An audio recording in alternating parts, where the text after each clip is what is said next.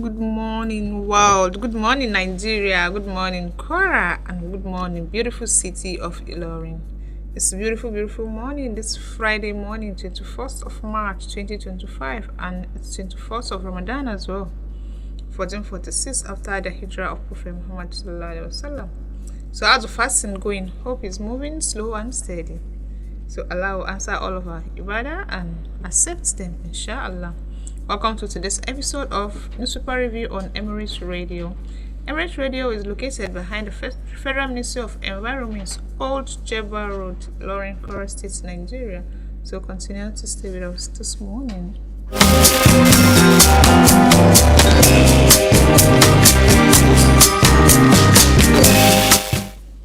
So the newspaper we have this morning on the newspaper review are the Leadership newspaper, the Punch newspaper, the Daily Post, Daily Trust, and the Tribune newspaper.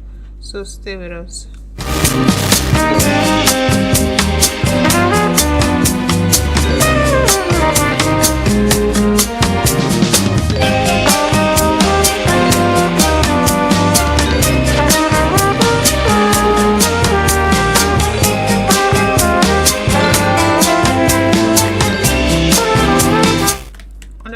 Newspaper this morning, hardship.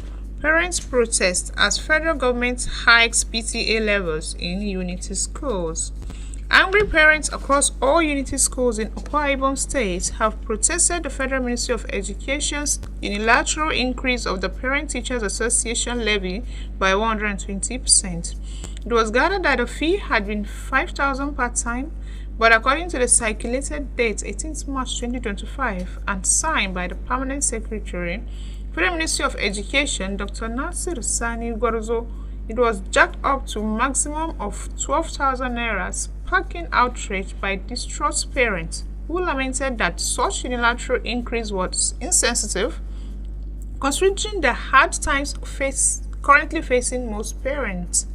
One of the parents, Victor Effiong, said, the federal government should make proper consultations with parents before taking such a decision, adding that such monies are always embezzled by the PTA executive without supporting the welfare of the students. He recalled that the PTA executive at Federal Government College, Ikot Ekwene, had attempted to increase the levy last time. Still, parents resisted and threatened to petition the ESCO to the FME before the decision was rescinded.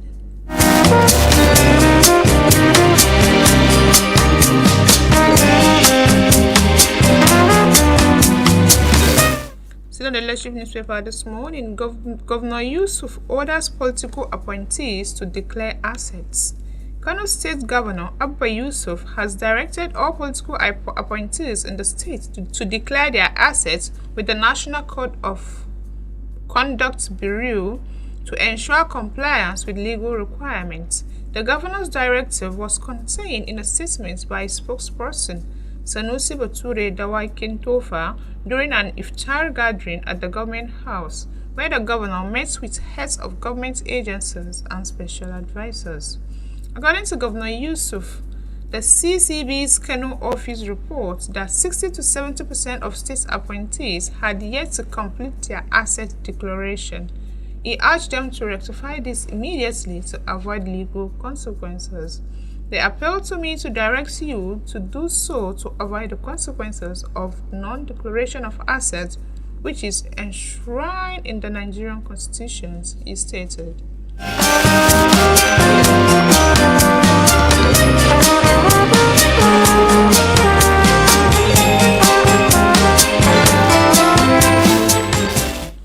Atiku confirms opposition coalition to out Tinubu in 2027 election. Former Vice President and presidential candidate of the People's Democratic Party in the 2023 general election, Atiku Abubakar, has confirmed the formation of a coalition aimed at challenging the ruling All Progressive Congress in the 2027 election cycle. Atiku made the revelation during a press conference held on Thursday, March 20, 2025 at the Sheikh Musa Yar'Adua Center in Abuja. The event, which brought together concerned leaders and political stakeholders in Nigeria, was convened to address the controversial declaration of a state of emergency in Rivers State by Bola Ahmed Tinubu a couple of days ago.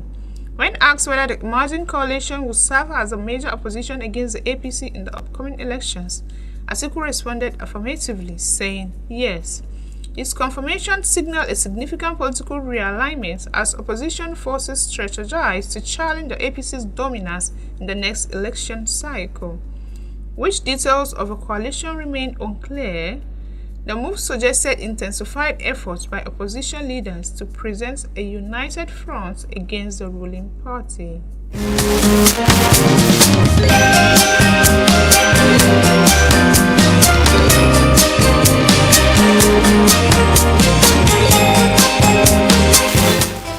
Corps members to receive 77,000 naira new allowance from March, says NYCDG. Director General of National Youth Service Corps, Brigadier General Olakunle Oluseye Nafiu, has announced that all Corps members will be credited with their new monthly allowance of 77,000 naira effective from March 2025. Brigadier General Nafiu said the scheme and federal government are responsive to Corps members' welfare and will continue to ensure that their well-being was accorded maximum priority at all times. The NYCDG disclosed this on Thursday while interacting with Corps members in Wuse and Garki NYC zonal officers of the Federal Capital Territory in Abuja. General Nafiu, who thanked the Corps members for their selfless service to the nation, advised them to remain calm, dedicated, focused, and disciplined. He lauded the founding fathers of the scheme for conceiving the vision while advocating that all should rally round the NYC to fulfill its mandate.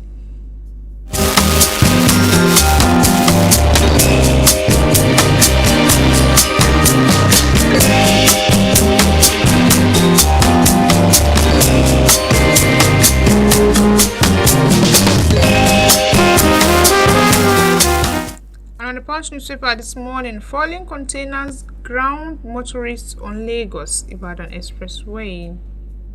Motorists traveling from Lagos into Ogun State via the Lagos-Ibadan Expressway were stranded for hours on Thursday after a multiple vehicle collision on the Kara section of the road.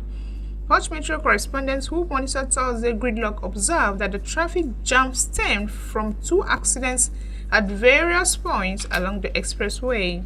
The first incident reportedly occurred around 10:50 a.m. on the popular Kara Bridge, while the second took place at 2:00 p.m. on the Long Bridge, both along the Lagos-Ibadan Expressway.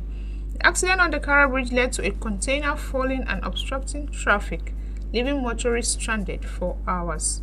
The gridlock started at the Alausa Secretariat and extended to Kara Bridge, bringing vehicles heading towards Ogun State to complete halt.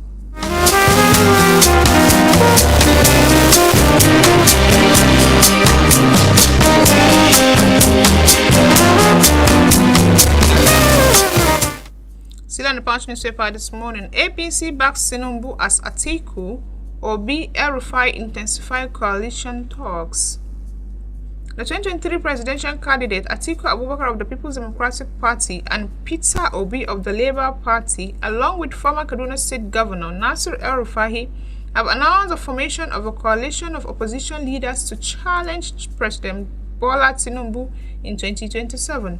The former vice president confirmed this while responding to a question on behalf of the opposition leaders during a press conference on Thursday at the Emirate Center, Abuja. There have been increasing discussions recently on whether opposition parties should form a coalition to defeat President Bola Tinubu. Atiku has repeatedly stressed the importance of unity among opposition parties. In his latest remark on March 8, the 2023 PDP presidential candidate revealed that he was working to unite opposition party in a coalition to remove the All Progressive Congress from power. After El-Rufai's move from the APC to the SDP on March 10th, conversations among opposition parties and leaders gained significant traction. Atiku, accompanied by opposition leaders on Thursday, declared that the gathering marked the beginning of coalition.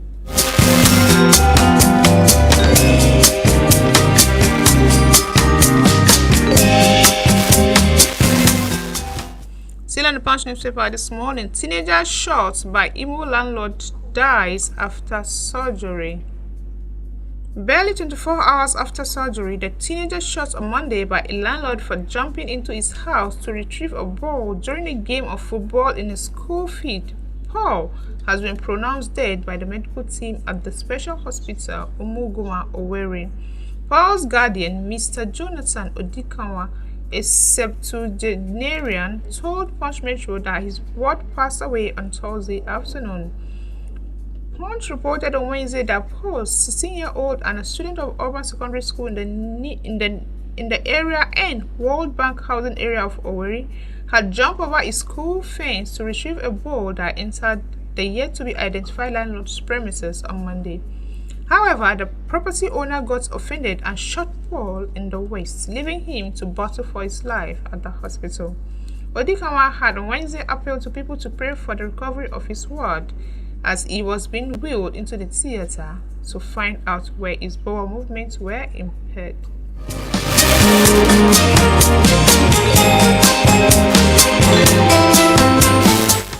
Still on the Punch newspaper this morning, FG pardoned 4,000 prisoners, saved 1 billion naira feeding costs, says Minister. The Minister of Interior, Dr. Olabunmi Tunji-Ojo, said on Thursday that the federal government freed over 4,000 inmates in the correctional facilities as part of the decongestion efforts, thereby saving 1 billion naira in inmate feeding costs. The minister revealed this while speaking at the 5th ministerial press briefing in Abuja. Tunji-Ojo explained that the initiative identified many detainees who were incarcerated for minor fines, leading to their swift release. He said, "We decongested our correctional centers by 5% last year." Tunji-Ojo explained, "Last year, just over 4,000 inmates were released in one day. All we did was conduct a detailed analysis and found that many inmates were there due to petty fines. These projects allow us to release over 4,082 inmates, saving the government 1 billion naira year in feeding." He also revealed that in the 2024, the Commandant General Special Intelligence Squad destroyed over 2,125 illegal refineries and oil dumps across the country.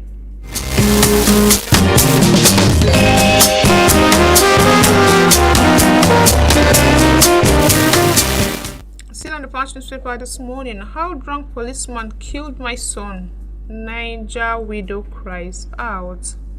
A widow of 11 years with 9 children, Aisha Hassan, has accused operative of the Niger State Police Command of killing her 27-year-old son, Sani Khalid, in cold blood. Punch gathered that the incident happened in the Angwan Kaje area of Maitumbi Mina Chanchanga local government area of Niger State, where she lived with her children before Khalid was allegedly killed by a police bullet. Aisha, 45, told our correspondent that she and her children were sleeping in the apartment around 3 a.m. when Khalid stood up and went outside to get some fresh air due to the hot weather conditions. She said before she knew what was happening, she had an approaching police patrol vehicle and also had a gunshot. When she heard the second gunshot, instinctively she told the children who were with her that somebody had been shot. Aisha immediately ran outside to look for Khalid, and to her shock, she found Khalid lying on a bench in the nearby shop of a Mishayi or tea vendor. According to the widow, she cautiously went to where Khalid was lying down and shook him to get up and come inside to the house, but Khalid did not react. When she repeated the act, Khalid fell down from the bench lifeless.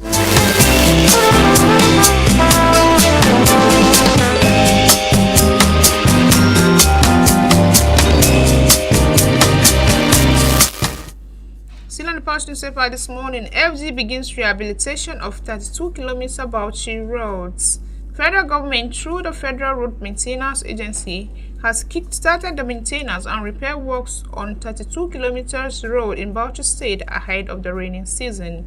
The Federal Road Maintenance Engineer of the FERMA Bauchi Field Office, Nampan Joro, disclosed this in an interview with newsmen on Wednesday.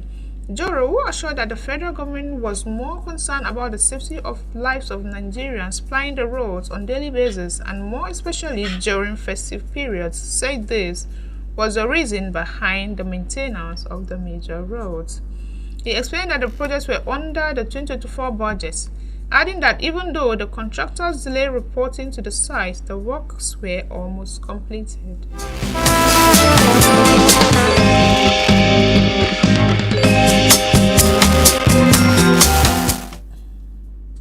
Ramadan, Dangote Foundation donates 25,000 bags of rice to Bauchi residents. The Aliko Dangote Foundation has donated a total of 25,000 bags of rice as palliative to the less privileged in Bauchi State. Speaking during the distribution of the 10-kilogram bags of rice in Bauchi on Tuesday, the representative of the Dangote Foundation, Ahmad Hashim, said the rice which was provided to ease hardship during the Ramadan fast were also to be distributed to some privileged members of the society. According to him, the foundation has made it incumbent upon itself to distribute food items to both the privileged and the less privileged people across the country during the holy month of Ramadan. Hashim explained this is the second edition. Last year, all the local government areas in Nigeria through their state government were given 1 million bags of rice of 10 kg. This year again, we are doing the same thing.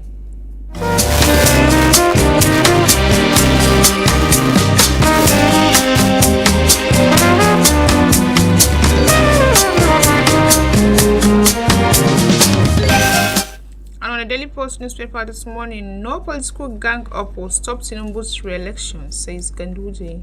The national chairman of the All Progressive Congress, APC, Dr. Abdullahi Ganduje, has said that no political gang-up will stop President Bola Tinubu's re-election in 2027.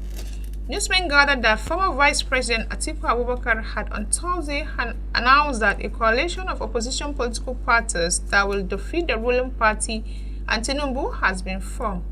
However, Ganduje, in a statement issued Thursday by Senior Special Assistant on Public Enlightenment, Oliver Okpala, reiterated that any northerner interested in contesting in 2027 should suspend such ambition and wait till 2031.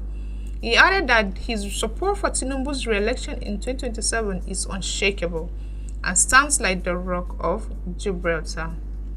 The statement said, Tinubu will surely emerge victorious because of his untrammeled performance since he assumed office as president of Nigeria. Forget the recent political gatherings and ranting from some politicians and precisely do not have any identifiable political base.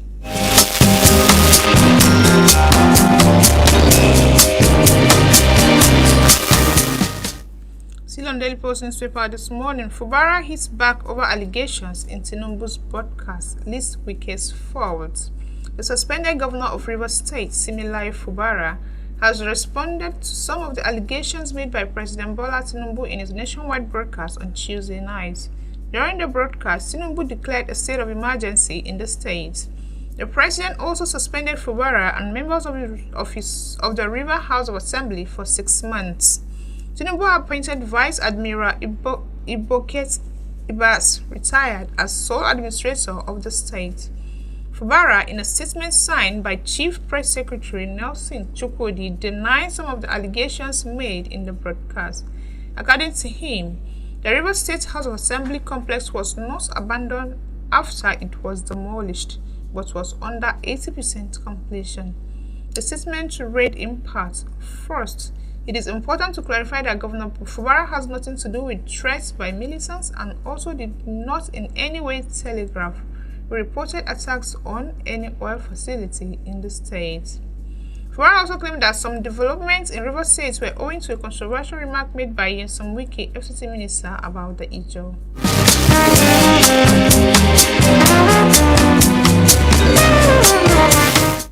Still on the Daily Post newspaper this morning, on our newspaper review, we have part-time HND graduates not eligible for NYC, says Minister. The Minister of Education, Dr. Maruf Olatunji Alausa, has announced that only full-time higher national diploma HND graduates are eligible for mobilization for the National Youth Service Corps, NYSC. The minister said the resolution of the long-standing issue regarding the mobilization of HND graduates for the NYSC followed a dialogue with the Director General of the NYSC. This was made known in a statement by Boriowo Folashade, Director, Press and Public Relations, Federal Ministry of Education. Folashade said the development marks a significant breakthrough for full-time HND graduates who were previously excluded from the NYSC program. According to did HND part-time were not eligible for mobilization for the NYSC. This underscores the Federal Ministry of Education's commitment to equity, fairness, and inclusivity in the nation's education system.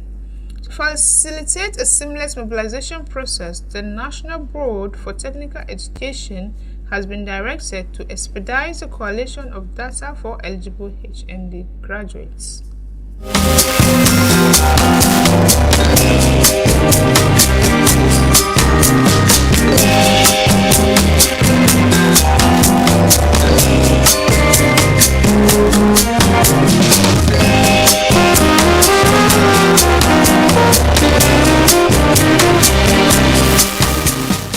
on the Daily Trust newspaper this morning, arrest of our AG politically motivated, says Bauchi government. The Bauchi state government has reacted to the arrest of its Accountant General Alhaji Siraju Mohammed, describing it as politically motivated. In a statement made by Alhaji Mukhtar Gidado, Special Advisor on Media and Publicity to the State Governor, the government said the conduct of the Economic and Financial Crimes Commission (EFCC) raises serious concerns. The statement read, the sensationalism, politicizing, and media trials surrounding the arrest of a government official who, if invited, will have willingly cooperated with the commission, have created unnecessary drama and suspicion. Many Nigerians now view this as nothing more than political witch hunt rather than a genuine anti-corruption effort. That timing and manner of the arrest cast doubt in the real intention behind it.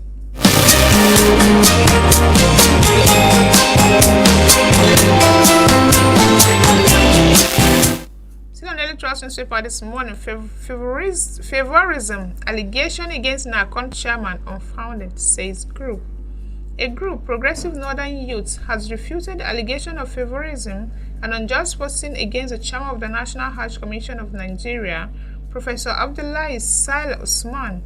In a statement on Friday, Dr. Mukhtar Suleiman, the National Coordinator of Progressive Northern Youth, described the accusation as unfounded and politically motivated, saying it was the handiwork of saboteurs who wanted to distract the Commission from its mandate.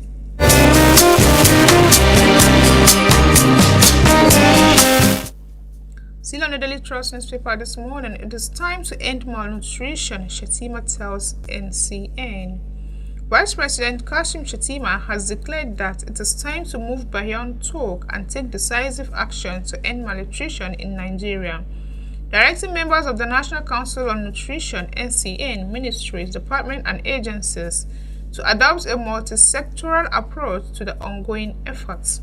He said, malnutrition is a crisis that threatens the nation's security and economic productivity, and without tangible results, discussions, committees, and even the council itself will amount to nothing more than an exercise in futility.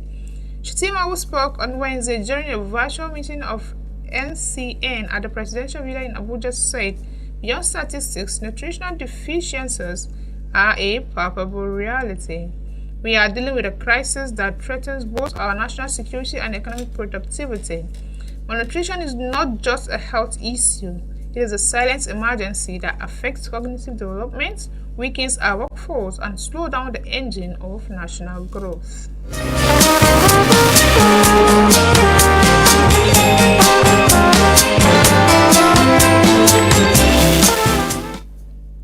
NAPTEP, digitalization of examination process on course. The Registrar and Chief Executive Officer of the National Business and Technical Examination Board, Dr. Muhammad Aminu Muhammad, has assured that the digitalization of NAPTEP examination processes from registration to result processing and certificate issuance is on course. Muhammad, in his inaugural speech in Benin, Edo State capital, yesterday said The process is being accelerated, adding that when completed, the process will minimize human errors, reduce processing time, and enhance the overall efficiency of their operation.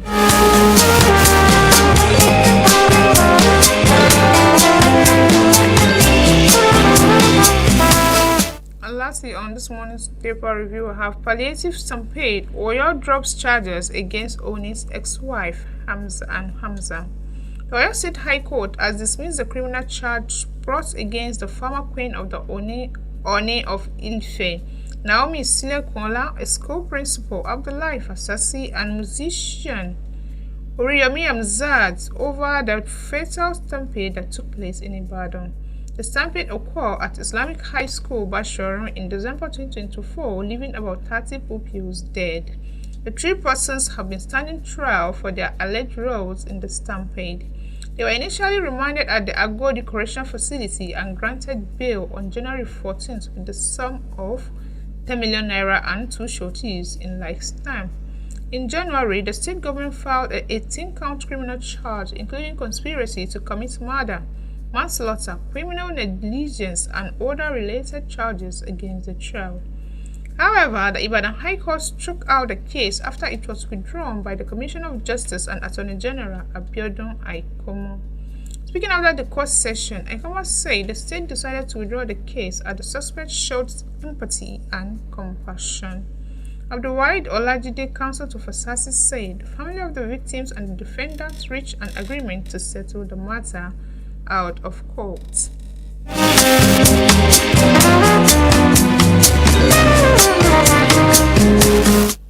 And that brings us to the end of today's newspaper review on Emirate Radio. Please continue to listen to all of our tafsir today and have an amazing Jumat.